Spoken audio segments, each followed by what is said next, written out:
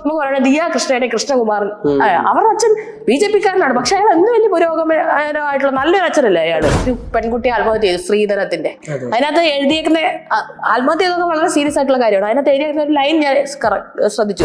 നമ്മുടെ education system ആൾക്കാരെ prepare ചെയ്യുന്നുണ്ട്. എന്തിനാ പ്രിപ്പയർ ചെയ്യുന്നത്? വേറെ ഏതെങ്കിലും കമ്പനിയിൽ പോയി വേറെ ആരെങ്കിലും അടിമകളായി ജോലി ചെയ്യാൻ പ്രിപ്പയർ ചെയ്യുന്നുണ്ട്. നിങ്ങളുടെ മക്കളുടെ മരണം സഹിക്കാൻ നിങ്ങളും തയ്യാറാവുക. മാരാറിനാണ് വാലുള്ളത്, അത് മാരാറാണ് അപ്പുറം നിൽക്കുന്നത്. വേണം സംസാരിക്കുന്നത് കാസ്റ്റ് പൊളിറ്റിക്സ് ആണ്.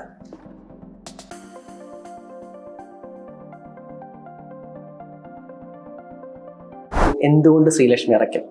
എന്തുകൊണ്ട് ശ്രീലക്ഷ്മി അറക്കൽ എന്ന് ചോദിച്ചിട്ടുണ്ട് എനിക്കതൊരു ഉത്തരവാദിത്വം ഇല്ല. വീട്ടുകാര് ആഗ്രഹിക്കാതെ ഉണ്ടായ ഒരു വ്യക്തിയായിട്ട് മാത്രമേ ഞാൻ അതിനെ കാണത്തുള്ളൂ. എന്തുകൊണ്ട് ഞാൻ സാധാരണ ഈ ലോകത്തുള്ള എല്ലാ ജീവജാലങ്ങളെ പോലെ ഒരു ജീവജാലം, അങ്ങനെ മാത്രമേ ഞാൻ എന്നെ കാണുന്നുള്ളൂ. അല്ലാതെ ജനനത്തെ പറ്റിയിട്ടാണ്.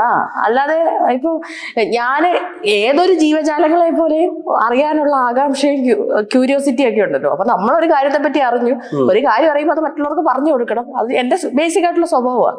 അപ്പൊ എനിക്കൊരു കാര്യം അറിയാം, അപ്പൊ ഞാനത് അറിഞ്ഞപ്പോ അത് എനിക്ക് എവിടെ നിന്നും കേട്ട് പരിചയമില്ലാത്തൊരു കാര്യമാണ്. ഞാൻ അതിനെപ്പറ്റി ഫേസ്ബുക്കിൽ എഴുതി.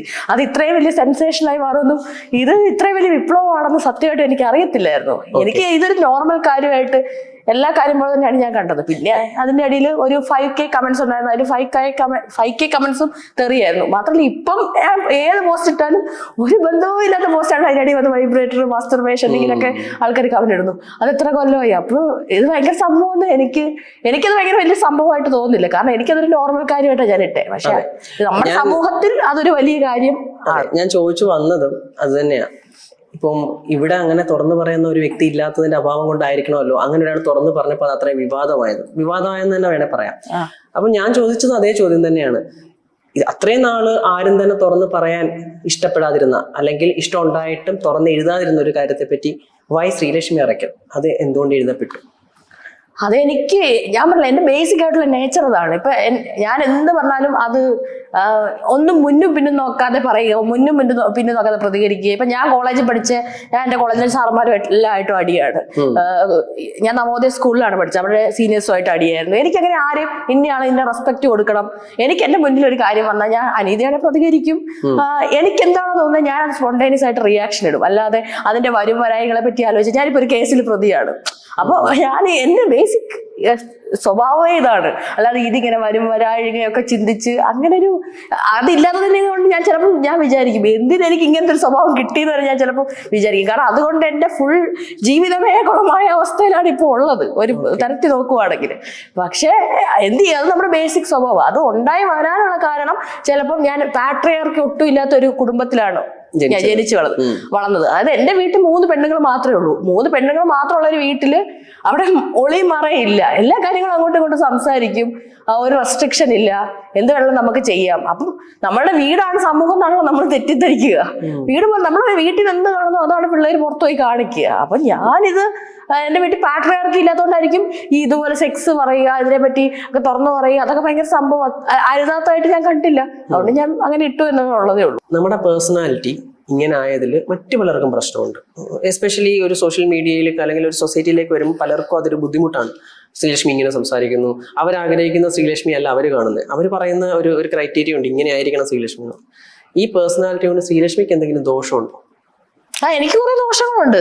കാരണം ഇപ്പൊ സമൂഹത്തിൽ ഞാൻ ഫിറ്റ് അല്ല അവരുടെ കാഴ്ചപ്പാടിനനുസരിച്ച്. ഇപ്പൊ ഒരു ടീച്ചർ എന്ന് പറഞ്ഞാൽ തന്നെ സെക്സിനെ പറ്റി സംസാരിക്കാൻ പാടില്ല, മാസ്റ്റർബേഷനെ പറ്റി സംസാരിക്കാൻ പാടില്ല, തെറി വിളിക്കാൻ പാടില്ല. ഇവർ വിചാരിക്കും നമ്മൾ ഈ പറയുന്ന എല്ലാ അതേപോലെ ക്ലാസ് റൂമിൽ പോയി പറയുന്നത്. അങ്ങനെയല്ലോ, നമ്മൾ ഓരോ സാഹചര്യത്തിലും ഓരോ സ്ഥലത്തും അനുസരിച്ചല്ലേ ബിഹേവ് ചെയ്യുന്നത്, ഓരോ സാഹചര്യങ്ങൾക്ക് അനുസരിച്ചല്ലേ. ഞാൻ എന്റെ ടീച്ചിങ്ങിലും എന്റെ ഇതിലും ഒക്കെ എനിക്ക് നല്ല കോൺഫിഡൻസ് ഉള്ള വ്യക്തിയാണ്. എന്റെ ക്ലാസ് കണ്ടുള്ള എല്ലാവരും ഇവിടെ ആരും ഇല്ല കണ്ടുള്ള ആൾക്കാരെല്ലാം പറയും നല്ല അടിപൊളി ക്ലാസ് ആണ്, ആ കാര്യത്തിൽ കോൺഫിഡന്റ്. പക്ഷെ നമ്മുടെ എഡ്യൂക്കേഷൻ സിസ്റ്റത്തിൽ അതല്ല വേണ്ടേ, അനുസരിക്കുന്ന കുറച്ച് മൊണ്ണങ്ങളായ ടീച്ചേഴ്സിനെയാണ് വേണ്ടത്.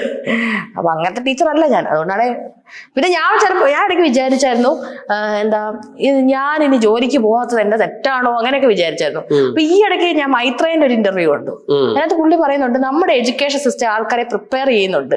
എന്തിനാ പ്രിപ്പയർ ചെയ്യുന്നത്? വേറെ ഏതെങ്കിലും കമ്പനിയിൽ പോയി വേറെ ആരെങ്കിലും അടിമകളായി ജോലി ചെയ്യാൻ പ്രിപ്പയർ ചെയ്യുന്നുണ്ട്. പക്ഷെ സ്വന്തമായിട്ട് ഒരു ബിസിനസ് ചെയ്യാനോ സ്വന്തമായിട്ട് എന്തെങ്കിലും ചെയ്യാനോ അവരെ എന്തുകൊണ്ട് പ്രിപ്പയർ ചെയ്യുന്നില്ല? സ്വന്തമായിട്ട് സെൽഫ് സഫിഷ്യന്റ് ആവാൻ സ്കില്ല് ഡെവലപ്പ് ചെയ്യാൻ വേണ്ടി അവർ പ്രിപ്പയർ ആക്കുന്നുണ്ടോന്ന് അങ്ങനെ കൂടെ വേണ്ടതല്ലേ? അപ്പോൾ ഞാൻ ചിന്തിച്ചു ശരിയാ. കാരണം ഞാനിപ്പോ ചെയ്യുന്ന സ്വന്തമായിട്ടല്ലേ. കാരണം എനിക്ക് ഒരു ദിവസം മൊത്തം പണിയെടുത്താലേ 1000 രൂപ സ്കൂളിൽ കിട്ടുള്ളൂ. പക്ഷെ എനിക്കിപ്പോ 2 മണിക്കൂർ പണിയെടുത്താൽ എനിക്ക് 1000 രൂപ കിട്ടും ട്യൂഷനാണെങ്കിൽ. ഞാൻ ഇപ്പൊ ഒരാളോട് ശ്രീലക്ഷ്മിയെ പറ്റി പറയുമ്പോൾ ഞാൻ പറഞ്ഞൊരു കാര്യം, ഞാനായിട്ട് പറഞ്ഞ കാര്യമാണ്. ഞാൻ പറഞ്ഞു ആളിച്ചിരി എക്സ്ട്രീമിസ്റ്റ് ആണ്. ആളുള്ള കാര്യം ഉള്ള പോലെ തുറന്നു പറയും, അതിന്റെ എക്സ്ട്രീം വരെ പോകുന്ന ആളുമാണ്. ചിലപ്പോൾ അതുകൊണ്ടായിരിക്കും ആൾക്കാർ ഇങ്ങനെ ജഡ്ജ് ചെയ്യുന്നത്. അങ്ങനെ തോന്നിയിട്ടുണ്ടോ? സ്വയം തോന്നിയിട്ടുണ്ടോ? എനിക്കത് എക്സ്ട്രീമായിട്ട് തോന്നുന്നില്ല. ഇതെന്റെ ക്യാരക്ടറാണ്. എനിക്ക് എക്സ്ട്രീമായിട്ട് തോന്നുന്നില്ല. എനിക്ക് എക്സ്ട്രീം എന്നൊക്കെ പറയുകയാണെങ്കിൽ ഒരാളെ കൊല്ലുക, അതൊക്കെ എന്നെ സംബന്ധിച്ച് എന്റെ എക്സ്ട്രീം ആയിട്ടുള്ള കാര്യമാണ്. അല്ലാതെ ഇപ്പൊ എന്താ സത്യം പറയുന്നത്, നമ്മൾ മനസ്സിൽ തോന്നുന്ന കാര്യം പറയുന്നത് ഇപ്പൊ എക്സ്ട്രീം ആയിട്ടൊന്നും എനിക്ക് തോന്നുന്നില്ല. അതിവിടെ എക്സ്ട്രീം ആയിട്ട് വരുന്നത് എന്തുകൊണ്ടാ? മനുഷ്യന്മാരെല്ലാരും പേടിച്ച് മുഖംമൂടിയിട്ട് പൈസ ഉണ്ടാക്കാൻ വേണ്ടിയുള്ള ഓട്ടത്തില്, കുടുംബം ഉണ്ടാക്കാൻ വേണ്ടിയുള്ള ഓട്ടത്തില് ആൾക്കാർ മറ്റുള്ളവർക്ക് വേണ്ടി ജീവിക്കുക, സമൂഹത്തിന് വേണ്ടി ജീവിക്കുക, മുഖംമൂട്ടി ഇട്ട് ജീവിക്കുക. അങ്ങനെ ജീവിക്കുമ്പോൾ അവരൊന്നും അവരല്ലാതായിട്ട് ജീവിക്കുന്നു. അപ്പൊ അവനവനായി ജീവിക്കുന്ന ആൾക്കാരെ എക്സ്ട്രീം ആയിട്ട് അവർക്ക് എക്സ്ട്രീമിസ്റ്റുകളായിട്ട് തോന്നാം. എന്നെ സംബന്ധിച്ച് എക്സ്ട്രീമിസ്റ്റ് എന്നൊക്കെ പറയുമ്പോൾ ഇപ്പൊ ഒരാളെ കൊല്ലുക, അതെന്നെ സംബന്ധിച്ച് എക്സ്ട്രീം ആയിട്ടുള്ള ഒരു കാര്യമാണ്. അല്ലെങ്കിൽ ഒരാളെ ഭയങ്കരമായി ടോർച്ചർ ചെയ്യുക, അതെന്നെ സംബന്ധിച്ച് എക്സ്ട്രീം ആയിട്ടുള്ള കാര്യമാണ്. അതായത് ഒരു സിസ്റ്റത്തിനെതിരെ പറയുക, അതൊന്നും നമുക്ക് മനസ്സിൽ തോന്നുന്ന കാര്യം പറയുക, അതൊന്നും എക്സ്ട്രീം ആയിട്ടുള്ള കാര്യമൊന്നുമല്ല. ഈ നേരത്തെ പറഞ്ഞ പോലെ ഒരു പാട്രിയാർക്കി ഇല്ലാത്ത, അതായത് പുരുഷൻ നേതൃത്വം കൊടുക്കാത്ത ഒരു കുടുംബത്തില് വളർന്നത് കൊണ്ടാണ് ശ്രീലക്ഷ്മി ഇങ്ങനെ ആയതെന്നാണോ ശ്രീലക്ഷ്മി പറയുന്നത്? അതായിരിക്കും. നമ്മള് ജനിച്ചു വളരുന്ന കുടുംബം, ചുറ്റുപാട്, അതൊക്കെ നമ്മളെ അഫക്ട് ചെയ്യുന്നുണ്ടല്ലോ. എങ്ങനെയാ അത് ഇൻഫ്ലുവൻസ് ചെയ്തത് പോസിറ്റീവ്ലി പറയുകയാണെങ്കിൽ? പോസിറ്റീവ്, ഞാൻ എപ്പോഴും പറയുന്ന ഒരു കാര്യമാണ്, തന്തയില്ലാത്തതാണ് എൻ്റെ ഏറ്റവും വലിയ ഭാഗ്യം എന്നുള്ളത്. എൻ്റെ ജീവിതത്തിലെ ഏറ്റവും വലിയ ഭാഗ്യം എന്ന് പറയുന്നത് എനിക്ക് അച്ഛനില്ല എന്നുള്ളതാണ്. കാരണം അച്ഛനുള്ള വീടുകളിൽ അവിടെ എപ്പോഴും ഒരു റെസ്ട്രിക്ഷൻ വരും. എന്തൊക്കെയാണെങ്കിലും ഒരു റെസ്ട്രിക്ഷൻ, ഇന്നത് ചെയ്യാൻ പാടില്ല, ഇന്നത് ചെയ്യാൻ പാടില്ല എന്നൊക്കെ.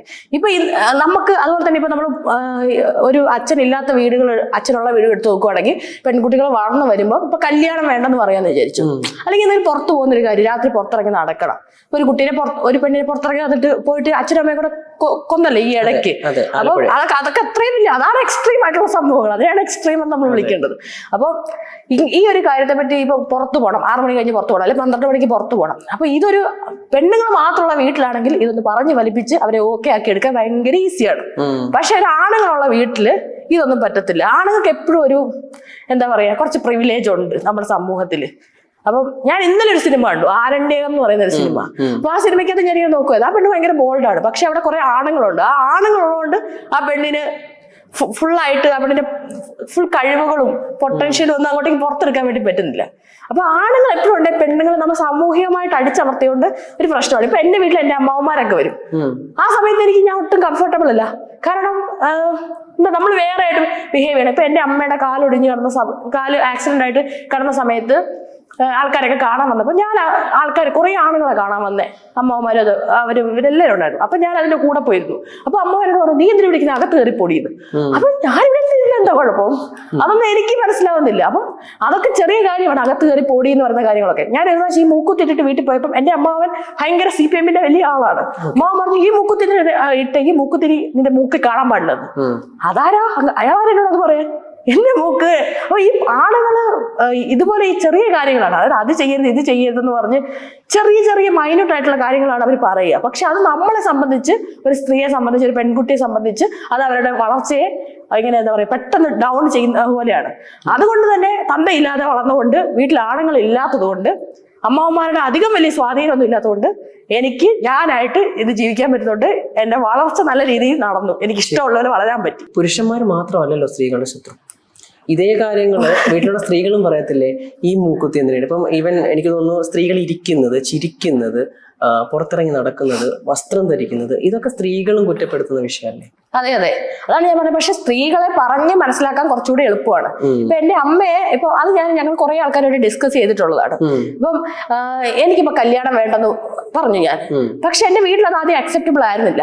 പക്ഷെ ഞാനത് കുറച്ചു കാലം കഴിഞ്ഞ് അതിന്റെ റീസൺ പറഞ്ഞു വന്ന് കഴിഞ്ഞപ്പോ അവരത് അക്സെപ്റ്റ് ചെയ്തു. പക്ഷെ ആണുങ്ങൾ അത്ര അക്സെപ്റ്റ് ചെയ്യൂല. അല്ലെങ്കിൽ പാട്രിയാർക്കി മനസ്സിൽ ഇപ്പം ആണുങ്ങൾ ഇല്ലാത്തൊരു വീടാന്ന് ചോദിച്ചു, അവിടുത്തെ പെണ്ണുങ്ങളെ പറഞ്ഞ് ഒന്ന് വഴിക്ക് നമുക്ക് നമ്മുടെ രീതിയിൽ പുതിയ കുറച്ച് കാലത്തേക്ക് കൊണ്ടുവരാൻ ഭയങ്കര ഈസിയാ. പക്ഷെ ആണുങ്ങളുള്ള വീട്ടില് അത് കുറച്ച് ബുദ്ധിമുട്ടാണ്. അപ്പം ഇത് ആണ് പെണ്ണെന്നുള്ള കാര്യമല്ല, പാട്രിയാർക്കി തലയിൽ കൊണ്ടു നടക്കുന്ന ആൾക്കാർ എന്നുള്ള ഒരു കാര്യമാണ്. പക്ഷെ ആണുങ്ങൾ ഒരു സെറ്റപ്പിൽ ഉണ്ടെങ്കിൽ അവിടെ പാട്രിയാർക്കി ആ വീട്ടിലുണ്ടാവാനുള്ള ചാൻസ് ഭയങ്കര കൂടുതലാ. ഇപ്പൊ ആണുങ്ങൾ മരിച്ച, ഇപ്പൊ അച്ഛന്മാര് മരിച്ച ഞങ്ങളുടെ ഫ്രണ്ട്സ് ഉണ്ട്. അത് പെൺ സുഹൃത്തുക്കളല്ല, ആൺ സുഹൃത്തുക്കളാണ്. അപ്പൊ രാത്രി ഞങ്ങൾ സിനിമയ്ക്ക് പോകുമ്പോൾ അപ്പൊ ഞങ്ങൾ തന്നെ പറയുന്ന ഒരു കാര്യമുണ്ട്, നിങ്ങളുടെ അച്ഛൻ മരിച്ചോണ്ടല്ലേ ഇപ്പൊ ഇറങ്ങി പോകാൻ പറ്റുന്നത്. ആൺകുട്ടികൾക്ക് പോലും അച്ഛന്മാരുള്ള വീട്ടിൽ ചിലപ്പോൾ പുറത്തിറങ്ങി പോകാൻ വേണ്ടി പറ്റുന്നില്ല. അതാണ് ആ ഒരു മെയിൽ കൺട്രോളിങ് പവറിന്റെ ഒരു സംഭവം. അച്ഛൻ മരിച്ചോണ്ടല്ലേ ഇപ്പൊ ഇങ്ങനെ പുറത്തിറങ്ങി നടക്കാൻ പറ്റുന്നത്. അച്ഛൻ മരിച്ചോണ്ടാണ് അവർക്ക് പല സ്ഥലത്തും പോകാൻ പറ്റുന്നത്. കാരണം അമ്മമാരെ കുറച്ചുകൂടെ പറഞ്ഞ് കൺവിൻസ് ചെയ്യാൻ വേണ്ടി കുറച്ചുകൂടി അമ്മമാരെന്ന് പറയുന്നത് ഭയങ്കര പവർഫുള്ളും അതോറിറ്റിയും അല്ല, അവർ കുറച്ചുകൂടി സ്നേഹവും, മനസ്സിലായോ, പറയുന്ന കാര്യങ്ങൾ സിറ്റുവേഷൻ മനസ്സിലാക്കാൻ വേണ്ടി പറ്റും. പക്ഷെ മറ്റേ ഇന്നത്തെ കാലത്ത് അച്ഛന്മാരൊക്കെ ഒരുപാട് മാറുന്നുണ്ട്. ഞാൻ ഇപ്പൊ ഒരു എക്സാമ്പിൾ പറയുകയാണെങ്കിൽ മറ്റേ മീനാക്ഷി ഇന്റർവ്യൂ ഒക്കെ ചെയ്യുന്ന മീനാക്ഷി ഉണ്ടല്ലോ, മറ്റേ ടോപ്പ് സിംഗറിലെ, അവരുടെയൊക്കെ അച്ഛനൊക്കെ പറഞ്ഞാൽ ഭയങ്കര ഫ്രണ്ട്ലി ആയിട്ടുള്ള ഒരു അച്ഛൻ. അങ്ങനെയാണ് ഞാൻ അവരുടെ 2-3 യൂട്യൂബ് വീഡിയോസിലൊക്കെ കണ്ടിട്ടുള്ളത്.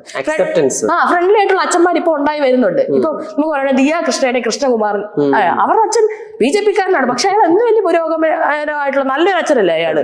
ഞാൻ അയാളുടെ വീഡിയോ കണ്ടപ്പോഴാണ്, ഓ ഇതൊക്കെയാണല്ലേ അച്ഛൻ, ഇങ്ങനെ ആയിരിക്കണം അച്ഛൻ, ഓ ഇതാണല്ലേ അച്ഛൻ എന്ന് പറയുന്ന സംഭവം എന്നൊക്കെ ഇപ്പോഴാണ് എനിക്കത് മനസ്സിലാവുന്നത്.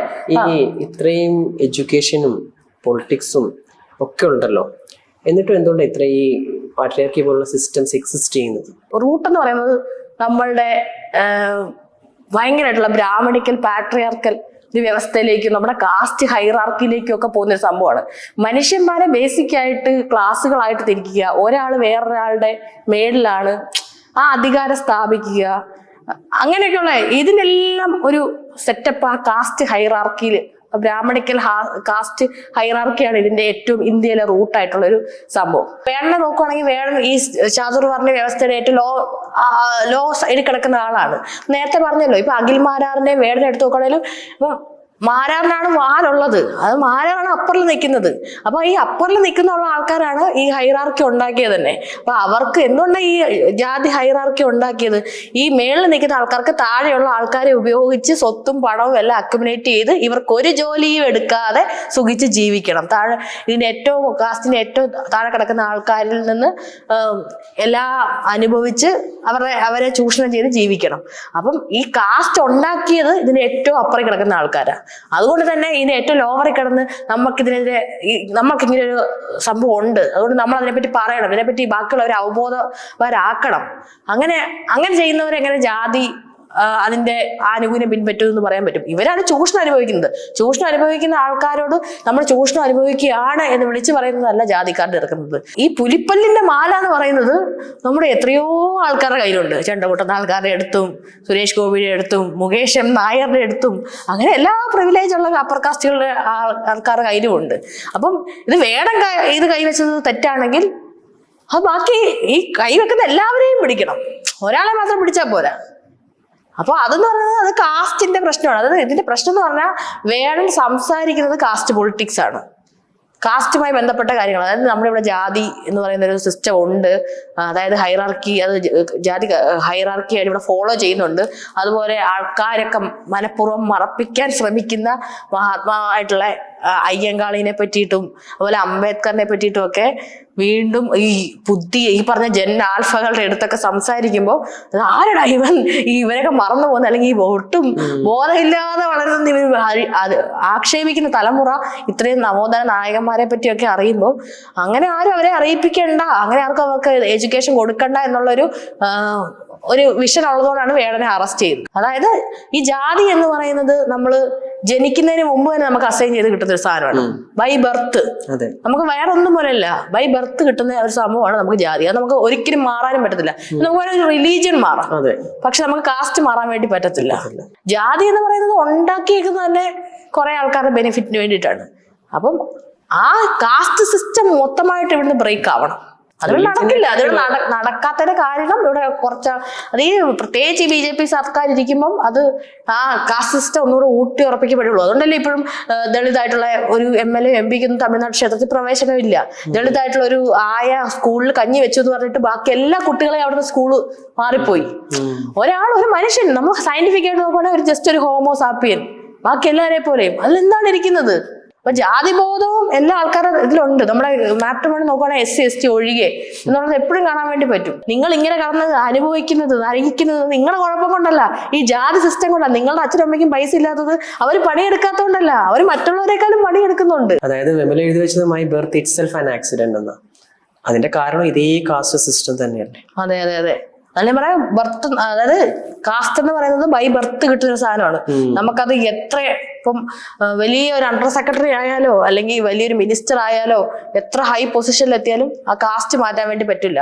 നീ പുലയന്റെ മോനാണ് അങ്ങനെയുള്ള വാക്ക്, അല്ലെങ്കിൽ ഇപ്പൊ ഒരു പഞ്ചായത്ത് പ്രസിഡന്റ് ആയാലും ഇപ്പൊ നമ്മുടെ ഒരു ചേച്ചിയുണ്ട് വിനീത എന്ന് പറയുന്ന ചേച്ചി. ആ ചേച്ചിയുടെ അപ്പൂപ്പൻ എന്തോ പഞ്ചായത്ത് പ്രസിഡന്റ് ആയിരുന്നു. അപ്പം പുള്ളിക്കാരൻ മരിച്ചപ്പം എന്തോ പോലെ മരിച്ചു അങ്ങനെയാണ് പറയുന്നത്. അപ്പോ ആ ഒരു കാസ്റ്റ് എന്ന് പറയുന്നത് നമ്മൾ എത്ര വലിയ ഹൈറാർക്കി, നമ്മൾ എത്ര വലിയ ഇപ്പൊ ഗവൺമെന്റ് ജോലി വെച്ച് നോക്കിയാലും അല്ലെങ്കിൽ സമൂഹത്തിൽ എത്ര പ്രിവിലേജ് പൊസിഷനിൽ എത്തിയാലും ആ കാസ്റ്റ് നമ്മളെ ഇതേപോലെ വിടാതെ ഇങ്ങനെ പിന്തുടരും. ഇപ്പൊ കുറെ ആൾക്കാര് ഇപ്പം SNDP-ക്കാരായിക്കോട്ടെ, അങ്ങനെ NSS അവരായിക്കോട്ടെ, അവരൊക്കെ പുതിയ കോളേജും കെട്ടിടവും ഒക്കെ പണിയാൻ വേണ്ടി ഗവൺമെന്റിന്റെ അടുത്ത് പോയി ചോദിക്കുമ്പോൾ ഈ പട്ടികജാതി പട്ടികവർഗത്തിൽപ്പെട്ട ആൾക്കാർ പോയിട്ട് ഒരു കുളിമുറിക്ക് ഒരു കക്കൂസിന് വേണ്ടിയിട്ടാണ് പോയി ഗവൺമെന്റും രാമസഭയിൽ പോയി ചോദിക്കുന്നത്. അപ്പൊ അത്രയും അന്തരമുണ്ട്. അതാണ് വ്യത്യാസം. അപ്പൊ അവിടെ നിന്ന് മാറി, അതാണ് വേണം പറയുന്നത്, അതിൽ നിന്ന് മാറി പവർ പൊസിഷനിലേക്ക് സാമുദായികമായി ഒത്തുചേർന്ന് വരണം. ഇനി നമുക്ക് പറയാനുള്ളത്, പൊതുവിൽ ഞാൻ ഉൾപ്പെടെയുള്ള ശ്രീലക്ഷ്മി ഉൾപ്പെടെയുള്ള ചെറുപ്പം തൊട്ടേ കേട്ടിട്ടുള്ള കുറച്ച് കാര്യങ്ങൾ ഞാനൊക്കെ കേൾക്കാറുണ്ട്. വീട്ടിലിരുന്ന് ഇങ്ങനെ പറയും, രാത്രിയായി ഇനി സ്ത്രീകൾ പുറത്തിറങ്ങാൻ പാടില്ല. അതെന്നെ മനസ്സിലൊരു സാധനം വന്നു, അത് പറയാൻ പറ്റൂല. ഓടുമൈ ഒരു സ്ത്രീ സെക്സിനെ പറ്റി പറഞ്ഞാൽ അവൾ പോക്ക് കേസാണ്. എനിക്ക് ഇതിനെല്ലാം ഒരേ ആൻസറേ ഉള്ളൂ. ആൻസർ ഇതിൽ കൂടുതൽ എന്താ പറയണ്ടേ? ശരി, അപ്പം ഇനി നൺ ഓഫ് യുവർ ബിസിനസ്. ഒരു സ്ത്രീക്ക് പുരുഷന്റെ തുണയില്ലാതെ ജീവിക്കാൻ പറ്റത്തില്ല. അത് തെറ്റ്. കല്യാണം വേണ്ട എന്ത് വേണേലും ആയിക്കോ, കല്യാണം കഴിഞ്ഞാൽ അടങ്ങി ഒതുങ്ങി ജീവിക്കണം. അങ്ങനെ ഒരു സിസ്റ്റത്തിലേക്ക് തല കൊണ്ടേ വെക്കണം വേണ്ടോ നിങ്ങൾ തീരുമാനിക്കും. പുരുഷന്മാരോട് എന്താ പറയാനുള്ളത്, പ്രത്യേകിച്ച് തെറി വിളിക്കുന്നവരോട്? ഒന്നും പറയില്ല, വിളിച്ചോ എനിക്ക് പൈസ കയറും, സാറ്റിസ്ഫാക്ഷൻ, എനിക്ക് പൈസ കയറും, ഡോളർ കയറും. ഓക്കെ, കൂടുതൽ തെറി വിളിക്കുക. പൊതുവെ പറയുന്ന ഒരു കാര്യം, സ്ത്രീകൾ കുറച്ചൊക്കെ ഒന്ന് ഒതുങ്ങണം. അങ്ങനെ നടക്കൂല്ലോ, നടക്കുന്ന കാര്യമല്ല അത്. ഇനിയുള്ള കാലത്തൊന്നും നടക്കൂല അങ്ങനെ. അച്ഛ അല്ലെങ്കിൽ അമ്മേ എനിക്ക് പറ്റുന്നില്ല ഇവിടെ പിടിച്ചിരിക്കാൻ. അപ്പൊ അവരുടെ ഒരു മറുപടി ഇതായിരിക്കും മിക്കവാറും ഉള്ളിടത്ത്, എല്ലാവരും നീ ഇതൊക്കെ ഒന്ന് സഹിച്ച് അവിടെ നിൽക്കി, എല്ലായിടത്തും ഇതൊക്കെ ഉള്ളതാ, നീ ഒന്ന് അഡ്ജസ്റ്റ് ചെയ്യും. നിങ്ങളുടെ മക്കളുടെ മരണം സഹിക്കാൻ നിങ്ങളും തയ്യാറാവുക ഭാവിയിൽ. എന്തുകൊണ്ടാ അന്ന് നമ്മൾ തുടങ്ങിയ ഇടത്ത് തന്നെ വീണ്ടും ഞാൻ വരുന്നത്, അന്ന് ആ മാസ്റ്റർബേഷൻ, സെക്സ്, അതിനു മുമ്പ് എനിക്ക് തോന്നുന്നു മെൻസ്ട്രൽ കപ്പ് ഉപയോഗിക്കുന്നതിനെ പറ്റി ഒരു പോസ്റ്റ് ഇട്ട്, അതും ഇതുപോലെ തന്നെ ചർച്ച ചെയ്യപ്പെട്ട ഒരു പോസ്റ്റാണ്. എന്തുകൊണ്ടാണ് നമുക്ക് അങ്ങനെ തുറന്നെഴുതണം എന്ന് തോന്നാനുള്ള ഒരു കാരണം എന്താ? തുറന്നെഴുതെന്ന് പറഞ്ഞാൽ ഞാനിപ്പം എന്റെ ചെറുപ്പം തൊട്ട് നവോദയയിലാണ് പഠിച്ചേ. അപ്പം നവോദയയില് ഞാൻ മലയാളം മീഡിയത്തിൽ പഠിച്ചിട്ട് പോയൊരു വ്യക്തിയായിരുന്നു. നവോദയയിൽ എത്തിയപ്പോൾ ഇംഗ്ലീഷ് മീഡിയം ആയിരുന്നു.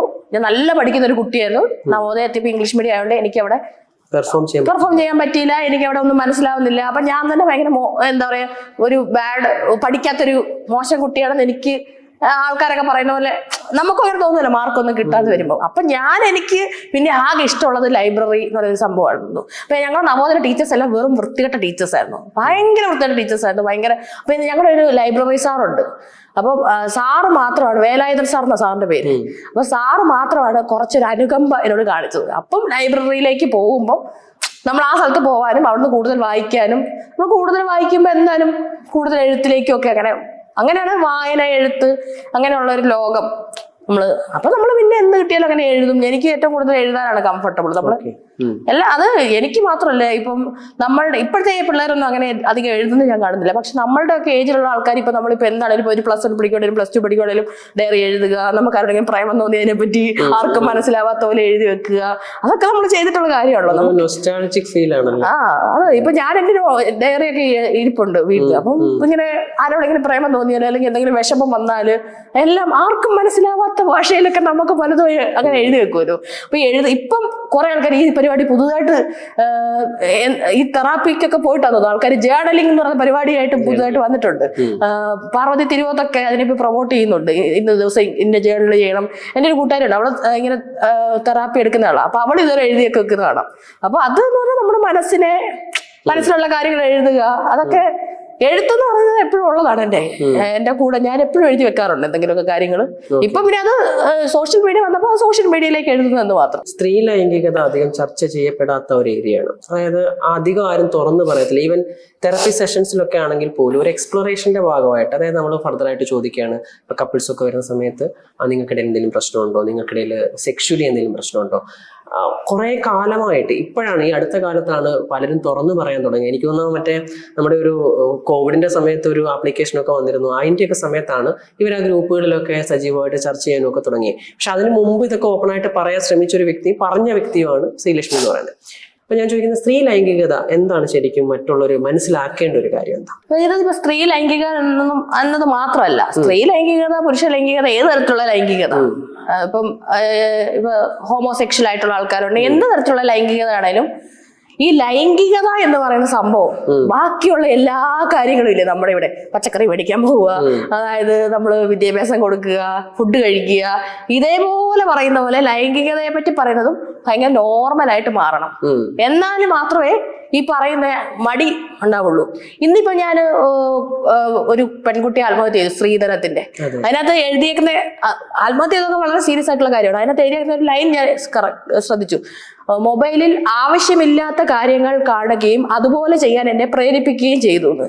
അപ്പോൾ ആ ആവശ്യമില്ലാത്ത കാര്യങ്ങൾ എന്നുള്ളതിൽ ഞാൻ കുറച്ച് സ്ട്രൈക്കായി. എന്തുകൊണ്ടായിരിക്കും ആവശ്യമില്ലാത്ത കാര്യങ്ങൾ എന്ന് എഴുതിയത്? അപ്പൊ അതും ഒരു ചിന്തിക്കേണ്ട കാര്യമല്ലേ. അത് എന്താണെന്ന് നമുക്കറിയത്തില്ല. ചിലപ്പോൾ എക്സ്ട്രീം ആയിട്ടുള്ള ലൈംഗിക വൈകൃതങ്ങളായിരിക്കാം, ചിലപ്പോൾ സാധാരണ ആയിട്ടുള്ള പോൺ വീഡിയോസ് ആയിരിക്കും. പക്ഷെ അത് ഈ കുട്ടിയെ സംബന്ധിച്ച് ചിലപ്പോൾ സാധാരണ പോൺ വീഡിയോസും ചിലപ്പം ആവശ്യമില്ലാത്തതായിരിക്കും. അപ്പൊ ആവശ്യമില്ലാത്തെന്നുള്ള അതിന് ഞാനിങ്ങനെ എന്റെ മനസ്സ് ഇപ്പൊ ഉടക്കി കിടക്കുവാണ്. ഇതിനെപ്പറ്റി എന്തെങ്കിലും ഒരു പോസ്റ്റ് ചെയ്തെന്നാണ് ഞാൻ വിചാരിക്കുന്നത്. അപ്പോൾ പല ആൾക്കാരുടെയും മനസ്സിൽ ഈ ലൈംഗികത ആവശ്യമില്ലാത്തതാണ്. ശരിക്കും അത് ആവശ്യമുള്ളതല്ലേ. നമ്മുടെ ഏതൊരു ജീവിയാണെങ്കിലും അവരെ പുതിയ ജനറേഷൻ ഉണ്ടാക്കണമെങ്കിൽ ഈ ലൈംഗികത, സെക്ഷലി റീപ്രൊഡ്യൂസ് ചെയ്യുന്ന എല്ലാ ആൾക്കാർക്കും ലൈംഗികത ഇല്ലാതെ പറ്റത്തില്ല. എന്നിട്ട് ഇതെന്തുകൊണ്ടാണ് ആവശ്യമില്ലാത്തതായത്?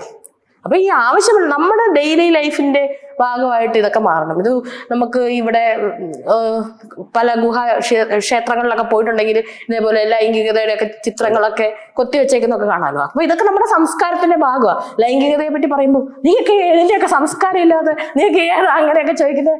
ശരിക്കും നമുക്ക് ഇതിനെപ്പറ്റി റിച്ച് ആയിട്ടുള്ള കാമസൂത്രയൊക്കെ എഴുതുന്ന അപ്പം പക്ഷെ ശരിക്കും നമുക്ക് ഇതിന്റെ സംസ്കാരവും ഇത് ആവശ്യമുള്ളതും ഒക്കെ തന്നെയാണ്. പക്ഷെ ഇതുപോലെ പെൺകുട്ടി പറയുമ്പോൾ അത് പ്രശ്നമാകുന്നില്ലേ? പെൺകുട്ടി പറയുമ്പോൾ പ്രശ്നമാവുന്നുണ്ട് അത്. പക്ഷെ ഇപ്പം കുറെ മാറിയില്ലേ. അതാണ് ലൈംഗികത ആവശ്യമുള്ളതാ, എല്ലാവർക്കും ആവശ്യമുള്ളതാണ്. പക്ഷെ ആവശ്യം കഴിഞ്ഞാൽ പോൺ വീഡിയോ കഴിയുമ്പോൾ നമുക്ക് കുറ്റബോധം അടിക്കും, എന്നായി പോകൂലേ. അതാണ്. അപ്പൊ എല്ലാവർക്കും ഇത് ആവശ്യമുള്ള കാര്യമാണ്. പക്ഷെ ആ ആവശ്യമുള്ള കാര്യത്തിൽ തന്നെ റെസ്പെക്ട് ഉണ്ടായിരിക്കണം, അങ്ങോട്ടും ഇങ്ങോട്ടും മ്യൂച്വലായിട്ട്.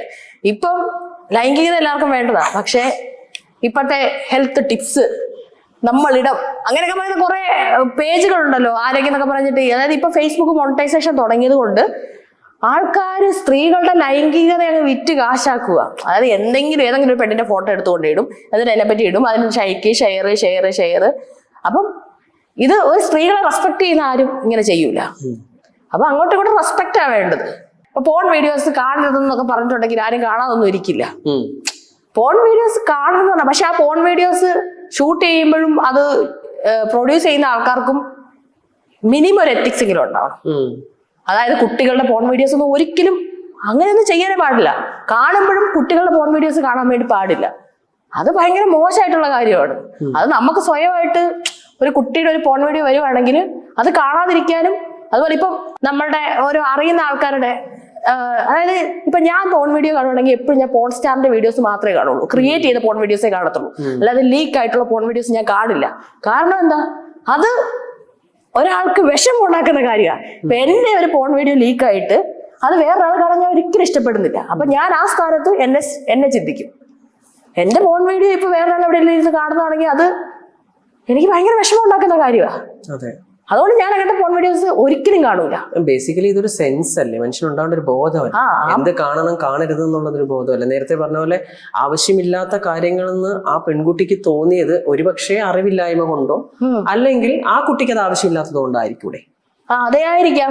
പക്ഷെ ആവശ്യമില്ലാത്തത് ആ കുട്ടിയുടെ കാര്യം മാത്രമല്ല ഞാൻ പറയുന്നത്, സൊസൈറ്റിക്ക് ആവശ്യം, ചിലപ്പോൾ ആ പെൺകുട്ടിക്ക് ആവശ്യമുള്ളതായിരിക്കാം, പക്ഷെ സൊസൈറ്റിയിൽ അതൊരു ടാബുവായിട്ട് നിലനിൽക്കുന്നതുകൊണ്ടായിരിക്കും ആവശ്യമില്ലാതായി മാറിയത്. അങ്ങനെ നമുക്ക് ആ ഒരു പർട്ടിക്കുലർ കേസിനെ ഞാൻ ഇപ്പം അനലൈസ് ചെയ്തുകൊണ്ടിരിക്കുന്നേ ഉള്ളൂ. പക്ഷെ ഈ ലൈംഗികത എന്ന് പറയുന്ന സംഭവം എവിടെയാണ് ആവശ്യമില്ലാതെ ആയി മാറിയത് എപ്പോഴാണ് എന്നുള്ളതാണ് എന്റെ ചോദ്യം. എബ്രഹാം മാസ്ലോ എന്ന് പറഞ്ഞൊരു മനുഷ്യനുണ്ട്, അദ്ദേഹമാണ്, എനിക്കറിയാം, ഹൈറാർക്കി ഓഫ് നീഡ്സ് ഞങ്ങൾ പഠിക്കുന്നുണ്ട്. അതെ, അതിൽ അദ്ദേഹം ബേസിക് നീഡിന്റെ കൂട്ടത്തിൽ ഉൾപ്പെടുത്തിയേക്കുന്ന ഒന്നായിട്ടാണ് സെക്സിനെ കാണുന്നത്. ഫുഡും ഷെൽട്ടറും വെള്ളവും ഒക്കെ പോലെ തന്നെ ഇമ്പോർട്ടന്റ് ആണ് മനുഷ്യന് സെക്സ് എന്ന് പറയുന്നത്. പക്ഷെ പലർക്കും ഇത് ഈവൻ ഇത് പറയാത്തത് കൊണ്ടല്ലേ ഇവിടെ അബ്യൂസുകൾ കൂടുന്നത്? ഇത് പറയാത്തത് കൊണ്ടല്ലേ പെൺകുട്ടികൾ അവരുടെ ഇപ്പം ഒരു സാറ്റിസ്ഫാക്ഷൻ കിട്ടാതെ അവർ സെക്സിൽ ഏർപ്പെടേണ്ടി വരുന്നത്? ഇപ്പൊ പല വിവാഹങ്ങളും തന്നെ മാരിറ്റൽ റേപ്പ് അല്ലേ നടക്കുന്നത്? അത് ഇപ്പൊ എന്താന്ന് വെച്ചാൽ ഇത് പറയാത്തതുകൊണ്ടാ, അതായത് ആൾക്കാർക്ക് അവബോധം ഇല്ലാത്തതുകൊണ്ടാ. അപ്പൊ നമ്മൾ ഈ റേപ്പ് എന്നൊക്കെ പറയുമ്പം ഇതിപ്പം സ്ത്രീകളുടെ ഭാഗത്തുനിന്ന് സംസാരിക്കണം. ഞാനിത് പുരുഷന്മാർക്ക് മനസ്സിലാൻ വേണ്ടിയാണ് ഇത് പറയുന്നത്. ഇപ്പൊ പുരുഷന്മാരെയും റേപ്പ് ചെയ്യാം, വൈഫ് റേപ്പ് ചെയ്യാം, അല്ലെങ്കിൽ പാർട്ട്ണർ റേപ്പ് ചെയ്യാം. ഇപ്പൊ എക്സാമ്പിൾ, എന്റെ ബോയ് ഫ്രണ്ട് സെക്സ് ചെയ്യാൻ വേണ്ടി തയ്യാറായി വന്നു. പക്ഷെ ഇൻ ബിറ്റ്വീൻ സെക്സ് ചെയ്യുന്നതിനിടയ്ക്ക് പുള്ളിക്ക് എന്തോ താല്പര്യം കുറഞ്ഞു. അപ്പോ പക്ഷെ എനിക്ക് ഭയങ്കര താല്പര്യം. അപ്പൊ ഞാൻ പുള്ളിയെ നിർബന്ധിക്കാൻ പാടില്ല. ഇത് ഇത് ഇത് കോമൺ ആയിട്ട് കോമൺ സെൻസ് ഉള്ള ഒരാൾക്ക് മനസ്സിലാക്കാവുന്ന കാര്യമുള്ളൂ. പക്ഷെ നമ്മുടെ സെൻസ് ചിലപ്പോൾ ആ സമയത്ത് വർക്കാവൂല. പക്ഷെ നമ്മൾ ബോധപൂർവം നമ്മൾ പറയണം ഇത് തെറ്റാണ്. നമ്മളുടെ മാത്രമല്ല, രണ്ടുപേരും തമ്മിലുള്ള മ്യൂച്വൽ ആയിട്ടുള്ള കാര്യമാണ്. അപ്പൊ രണ്ടുപേർക്കും ഇഷ്ടമുള്ളപ്പോ ഇത് എന്റെ ജീവിതത്തിൽ ശരിക്കും നടന്നിട്ടുള്ള കാര്യവുമാണ്. വൈഫും, അല്ലെങ്കിൽ ഞാൻ വൈഫല്ല, അതായത് ഫീമെയിൽ പാർട്ട്ണറും മെയിൽ പാർട്ട്ണർക്ക് ഇഷ്ടമില്ലാത്ത സമയത്ത് വേണമെങ്കിൽ നിർബന്ധിക്കാം. അപ്പം നമ്മളത് മനസ്സിലാക്കണം, രണ്ടു പേർക്കും ഒരുമിച്ച് മാത്രം ചെയ്യാനുള്ള ഒരു സംഭവമാണ് എന്ന്. അത് എനിക്കുണ്ടായ ഒരു ഇൻസൈറ്റ് ആണ് മ്യൂച്വൽ കൺസെന്റ് എന്ന് പറയുന്നത്. മ്യൂച്വൽ കൺസെന്റ്, ആ സെയിം സംഭവം. ഇത് ഞാനിത് പറയാനുള്ള കാരണം, ഇത് ആണുങ്ങൾക്ക്, ഇത് ആണുങ്ങളുടെ ഭാഷയിലെങ്കിലും പറഞ്ഞാൽ മനസ്സിലാവട്ടെ എന്ന് വിചാരിച്ചുകൊണ്ടാണ് ഞാനിത് പറയുന്നത്. മിക്ക കേസിലും സ്ത്രീകൾക്കും താല്പര്യം ഉണ്ടാവത്തില്ല. ഇപ്പം കല്യാണമൊക്കെ കഴിഞ്ഞ കേസൊക്കെ ആണെങ്കിൽ തന്നെ ഇപ്പം ചിലപ്പോൾ ഡെയിലി സെക്സ് ചെയ്യുന്ന, അല്ലെങ്കിൽ വീട്ടിലെ പണിയെടുക്കുക, പിള്ളേർ നോക്കുക, അങ്ങനെയൊക്കെ ഇതെല്ലാം സാധാരണ നമ്മുടെ കുടുംബത്തെ സ്ത്രീകളാണല്ലോ ചെയ്യുന്നത്. അപ്പോൾ താല്പര്യം ഇല്ലെങ്കിലും അവിടെ സെക്സ് ചെയ്യുവാണെങ്കിൽ അത് റേപ്പായി മാറി. അതാണ് മാരിറ്റൽ റേപ്പ് എന്ന് പറയുന്നത്. അതെ അതെ അതെ, അതില് വ്യക്തമായിട്ട് അത്തരം കുറച്ച് കാര്യങ്ങൾ ചിത്രീകരിച്ച് കാണിക്കുന്നുണ്ട്. വ്യക്തമായിട്ട് അതിനകത്ത് നായിക പറയുന്നുണ്ട് എന്താണ് ആ കുട്ടിക്ക് വേണ്ടതെന്നുള്ളത്. പക്ഷെ അവിടെ എന്താ സംഭവിക്കുന്നത് വെച്ചാൽ കളിയാക്കുകയാണ്. എല്ലാം അറിയാനല്ലേ, ഇതാണ് റെസ്പോൺസ് കിട്ടുന്നത്. അല്ല, ഞാനിപ്പോ ഇത് പറയാനുള്ള കാരണം എന്ന് പറഞ്ഞാൽ, ഇപ്പൊ ഞാൻ എന്റെ ഈ ഒരു അനുഭവം ഇവിടെ വന്ന് പറഞ്ഞു. അതായത് എന്റെ ബോയ് ഫ്രണ്ടിന് സെക്സ് ചെയ്യാൻ വന്നപ്പോ കുറച്ച് കഴിഞ്ഞപ്പോ താല്പര്യം പോയി. അത് ഞാൻ തുറന്ന് പറയണം. അപ്പൊ ഞാനത് ചെയ്യാൻ പാടില്ല. അതെനിക്ക് തിരിച്ചറിവുണ്ടായി, ഞാൻ നിർബന്ധിക്കാൻ പാടില്ല. ഇത് ഞാൻ ഇന്ന് പറഞ്ഞാലേ നാളെ വേറൊരു പെണ്ണിന് ഈ ഒരു അവസ്ഥ ഉണ്ടാവുമ്പോ ആ പെണ്ണിന് ഇങ്ങനെയുള്ള ഒരു കാര്യം നോർമലാണ്. പലയിടത്തും ഇത് എക്സ്പെക്റ്റഡ് ആണെന്ന് വിശ്വസിക്കുന്ന ആൾക്കാരല്ലേ സമൂഹത്തിലെ സ്ത്രീകളുടെ കാര്യം ഞാൻ പറയുന്നത്. അതായത് കല്യാണം കഴിഞ്ഞു, എന്റെ ഹസ്ബൻഡിന് വേറെ ഓപ്ഷൻ ഇല്ല, അപ്പൊ അയാൾ എന്റെ അടുക്ക സെക്സ് ചെയ്യാൻ വന്നു കഴിഞ്ഞാൽ ഞാൻ നിന്നു കൊടുക്കണമല്ലോ എന്നുള്ള ഒരു കാര്യം പലയിടത്തും ഞാൻ കേട്ടിട്ടുണ്ട്. അതായത് ഇപ്പൊ നമ്മുടെ അടുക്ക കൗൺസിലിങ്ങിനോ തെറപ്പിക്കോ ഒക്കെ വരുന്ന ക്ലയൻസ് നമ്മളോട് പറയുന്ന ഒരു കാര്യം, അയാൾ എന്റെ ഹസ്ബൻഡ് അല്ലേ, അയാൾ വന്ന് ഞാൻ എങ്ങനെ നോ പറയാം? അതവർക്ക് മാരേജ് എന്ന് പറയുന്ന സിസ്റ്റം, മാരേജ് സെക്സിന് വേണ്ടി മാത്രമാണ്, അല്ലെങ്കിൽ സെക്സ് ചെയ്യാനുള്ള ഭയങ്കര ലൈസൻസ് ആണ് എന്ന് വിചാരിക്കുന്നുള്ള ഒരു പ്രശ്നമാണ്. സെക്സ് അങ്ങനെ ഒരു സബ്ജക്റ്റ് ആയിട്ട് അവിടെ നിൽക്കട്ടെ, അത് കൂടുതൽ നമ്മൾ ചർച്ച ചെയ്യേണ്ടിയിരിക്കുന്നു. അതിലുപരി എനിക്ക് ചോദിക്കാനുള്ള ഒരു കാര്യം, മെൻസ്ട്രൽ കപ്പിനെ പറ്റി നമ്മൾ സംസാരിച്ചു. ഇപ്പോഴും പലരും, ഇപ്പൊ എന്റെ ഫിമെയിൽ ഫ്രണ്ട്സിനോടായാലും നമ്മൾ സംസാരിക്കുന്ന സമയത്ത് അവരാരും കംഫർട്ടബിൾ അല്ല മെൻസ്ട്രൽ കപ്പ് ഉപയോഗിക്കാൻ. എന്നാൽ കുറെ പേര് അത് ഉപയോഗിച്ചവർ പറയുന്നത് എന്താണെന്ന് ചോദിച്ചു കഴിഞ്ഞാൽ, ഇത് ഉപയോഗിച്ചതിന് ശേഷം എനിക്ക് യാതൊരു പ്രശ്നങ്ങളും ഇല്ല, ആ ഉപയോഗിച്ച് തുടങ്ങിയ സമയത്ത് മാത്രം ഉണ്ടായിരുന്ന ബുദ്ധിമുട്ടാണ് അവർക്ക് ഉണ്ടായിട്ടുള്ളത്. ഇപ്പൊ ഞാനൊരു ഫിമെയിൽ അല്ലാത്തതുകൊണ്ട് എനിക്കത് എക്സ്പീരിയൻസ് ചെയ്യാൻ പറ്റത്തില്ല. ആസ് എ പേഴ്സൺ എന്താ സപ്പോർട്ട് ചെയ്യാൻ? സാനിറ്ററി പാഡാണോ സപ്പോർട്ട് ചെയ്യുക, അതോ കപ്പായിരിക്കും സപ്പോർട്ട് ചെയ്യുക? മെൻസ്ട്രൽ കപ്പ് ഇപ്പൊ കുറെ ആൾക്കാർക്ക് ഉപയോഗിക്കാൻ വേണ്ടി ഭയങ്കര പേടിയാ.